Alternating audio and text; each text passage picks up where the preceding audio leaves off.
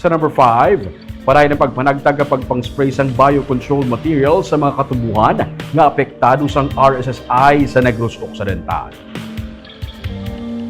Ang mga apektadong area sa Moises Padilla kag La Castellana ang ginbisitahan sang spraying team subong nga Webes kag sa Biyernes naka-schedule sa Pontevedra. Sa August 14 nga progress report sa RSSI Biocontrol Interventions ang Biosecurity Task Force for Agriculture, may 694.6 ka hektarya sang katubuhan nga nasakop na sang ilang road spraying and sang fungi.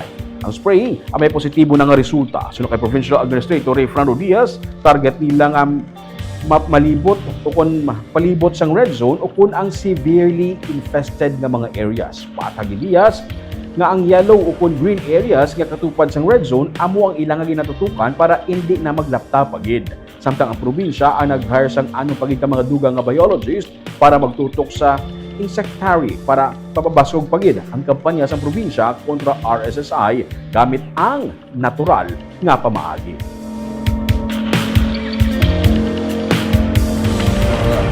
Target subong is kundi into ang red zone, no, kung may ara pa da green or yellow zone sa tupad ya amo nang ginauna ta para hindi maglapta ang red zone ta nga mga RSSI. So this is really in a way isolating without burning the surroundings or without burning itself the RSSI infected nga camp.